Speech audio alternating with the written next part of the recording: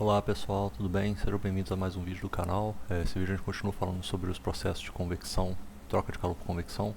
E hoje a gente vai falar sobre ebulição e convecção forçada. Nas últimas aulas a gente falou sobre ebulição em piscina, que é quando você não tem nenhum fluido, né, sendo forçado a passar por aquele meio ali onde está ocorrendo a ebulição. E nesse caso aí a gente vai ter agora sim um meio forçando, né? Meio que análogo ao que a gente fazia na convecção forçada, sabe?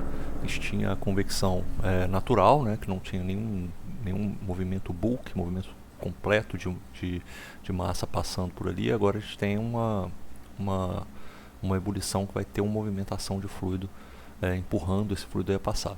É, esses casos, tá? E aí a gente tem que fazer uma pausa aqui para discutir isso. A ebulição, condensação, esses fenômenos com mudança de fase, eles são muito complexos. A gente viu lá pela própria natureza, na que a gente estava vendo o vídeo em que a gente acompanhou durante a aula de formação da curva de ebulição, a gente viu que o fenômeno é complexo pra caramba, né? Então acaba que você ter correlações gerais, igual a gente tinha lá para convecção forçada sobre uma placa plana, convecção sobre um cilindro. Até a convecção sobre um cilindro já ficava complicado, né? Porque você já tinha diversos padrões ali de movimentação do fluido e isso aí já alterava como que a convecção ocorria. Imagina para ebulição, imagina para aquele fenômeno que a gente viu no vídeo lá da curva de ebulição, fica ainda mais difícil.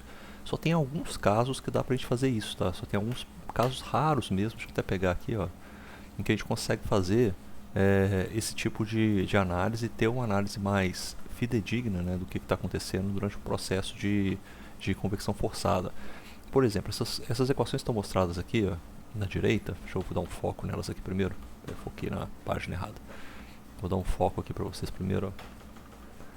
E essas equações aqui, elas são equações, vocês estão vendo, ó, que tá, a dimensão que a gente está usando já dá até para vê-la aí, né? A dimensão que a gente está usando é D, né? Ou seja, alguma coisa relativa a cilindro, relativa ao escoamento sobre algo com que vai ter um diâmetro, né? Com certeza, e realmente isso daí é um tipo de escoamento, tá, que tá ocorrendo sobre um cilindro. Tem que ser um cilindro longo e tem que ser um escoamento cruzado. Um escoamento cruzado sobre esse cilindro, um cilindro longo. Isso aí foi feito por Leonhardt e Anchorn.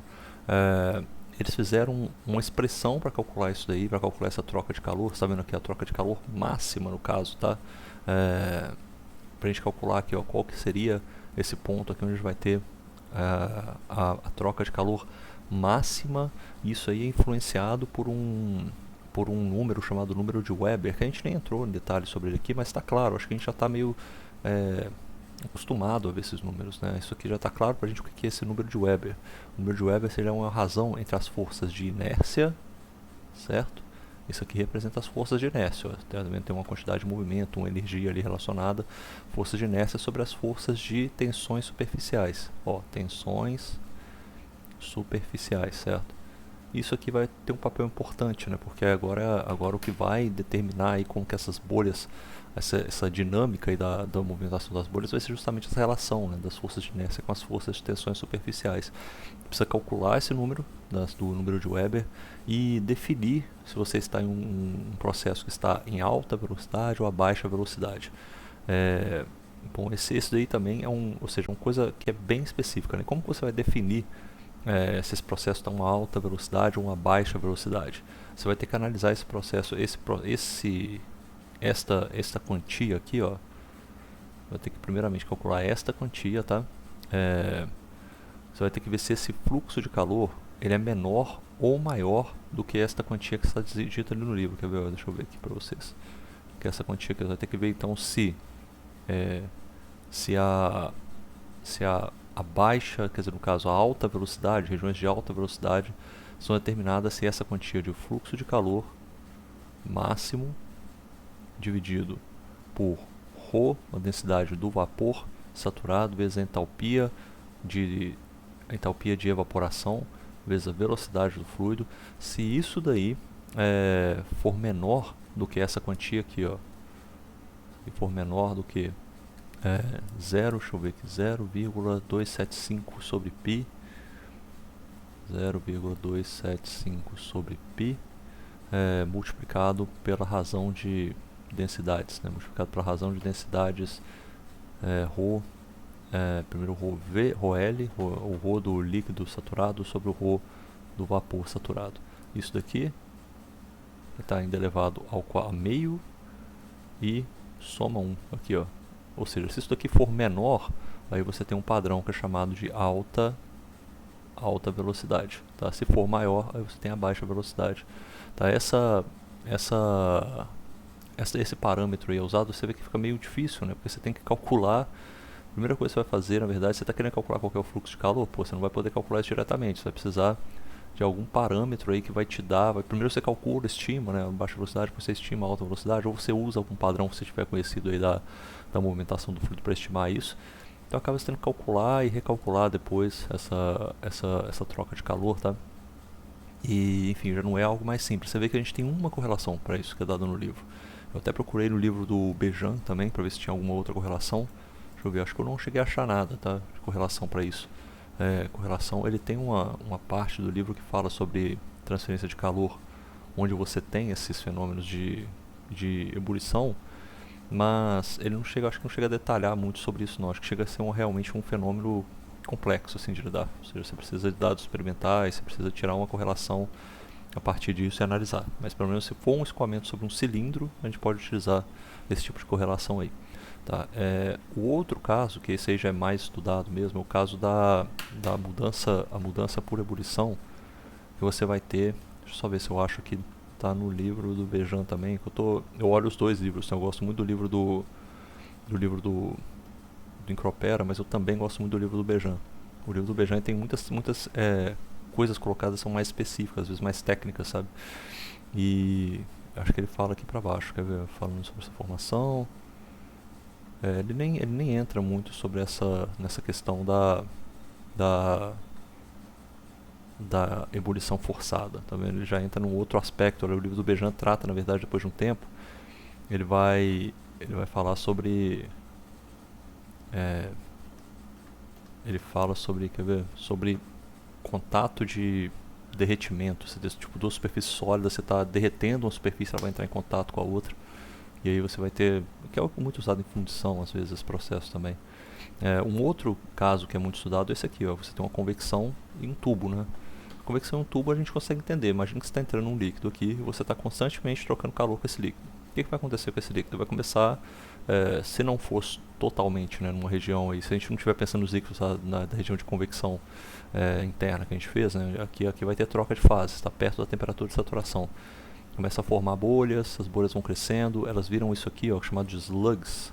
Slugs é chamado em português, fala-se bolsão, né? Se forma um bolsão de vapor. É a mesma coisa que a gente viu lá nos vídeos em que no vídeo da ebulição em piscina, em que as bolhas começam a ficar coalescentes umas com as outras, formam esses grandes bolsões de ar. Se você continua trocando calor, em alguma hora vai virar um tubo anular, ou seja, o líquido está todo aqui na parede e o vapor começa a passar mais rápido aqui no meio, sabe? O vapor de água começa a passar mais frente no meio.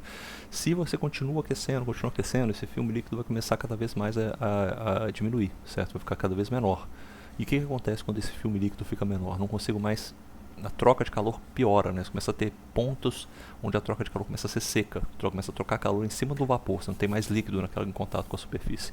Isso faz com que essa quantia aqui, ó, que é o nosso famoso coeficiente convectivo, comece a cair, tá vendo? Ele vai começar a cair aqui, ó, ele está ficando pior nessa região aqui. Ó, tá ficando bem pior nessa região. Isso porque você começa a ter esses pontos onde a superfície está seca e não tem mais fluido ali para fazer a troca de calor na superfície. Fluido não tem mais líquido, mas tem vapor, e o vapor troca calor bem pior do que o fluido. Nessa região, depois continua esquentando, vai virar uma névoa aqui, né? Até que no final todo mundo vira vapor e vai embora. Não é assim, se você queria que isso acontecesse, né? Se você queria que ocorresse todo esse processo, é o que vai acontecer durante uma troca de calor, que você entra um líquido aí, você entra com um líquido na região de temperatura de saturação e você sai no final com vapor saturado, beleza? Então totalmente saturado, ele passa por toda essa transformação aqui até chegar lá em cima, beleza? E isso aqui é óbvio, né? A gente vê que tem regiões onde vai ter mais troca de calor, onde vai ter menos troca de calor, vai ficando melhor, pior e tal. Enfim, esse caso é bem crítico, tá? Ele é bem difícil de ser estudado, tem algumas correlações para ele. O que se usa muito é isso aqui, ó. Você usa esse parâmetro, esse x barra, ele é a razão de vapor, tá? É o quanto de massa de vapor que está passando sobre a massa total Você consegue calcular ele dessa forma, que também o livro explica lá como é que isso é feito aí. Tem um parâmetro importante que é o número de Froude, que ele também está dado aqui, ó, uma relação está dada aqui para o número de Froude, e você tem correlações para isso, tá? Correlações para você calcular como que é a sua troca de calor, tá? Essa troca de calor que é realizada, deixa eu só ver aqui, ó, eu tenho esse parâmetro aqui embaixo também, essa troca de calor, como que ela é realizada, né? A partir do, peraí, deixa eu só ver esse parâmetro aqui, eu acho que eu perdi qual que é o HSP. Ó, tem um, sim, essa aqui seria o HSP que está aqui mostrado, seria a convecção para uma fase única, tá? Esse SP é de single phase, que seria associada com o líquido para a convecção forçada da figura 10.8, é isso mesmo. Ele é obtido a partir dos cálculos que a gente faz. A gente poderia fazer os cálculos de convecção forçada se fosse só líquido, por exemplo, né? Eu poderia fazer esses cálculos ao longo do tubo e eu vejo qual que é a convecção que ele tem aí. Seria a convecção para uma fase única, mas a convecção para bifásico, como é o caso desse fluido aí que está passando, tem que calcular dessa forma. Isso aqui vale também, você está vendo, para uma região onde ainda tem um fator, né, massa-vapor aí de 0 a 0.8. Se for só vapor, já não tem mais que se preocupar com essa convecção. Você pode usar somente os cálculos de vapor mesmo para fazer. Você considera as propriedades de vapor e faz o cálculo da convecção forçada com ele, igual a gente viu lá na convecção interna. Beleza? Mas isso aí é só para dar um insight mesmo. Esses casos de convecção forçada com convecção de ebulição forçada, eles são bem complexos mesmo de lidar. O problema que mais se lida é esse aqui. Esse problema aparece bastante. Vocês devem pensar aí, quem já fez aula de termodinâmica, onde que a gente tem entrada de um líquido ou um líquido com um pouquinho de vapor e que sai no final é só vapor. A gente tem no compressor, né? O compressor que tem lá no sistema de refrigeração, entra um líquido nele com uma mistura líquido-vapor ali com um baixo título, né? Tem mais líquido do que vapor, e sai no final com um vapor superaquecido ou vapor saturado, ou seja, vai passar por todo esse processo aqui dentro da tubulação do condensador, do evaporador, perdão. E o condensador passa ao contrário. O condensador ele passa aí ao contrário, né? Fazendo esse processo de líquido até virar, de vapor até virar todo mundo líquido, né? E deixa eu ver se tem mais algum aí.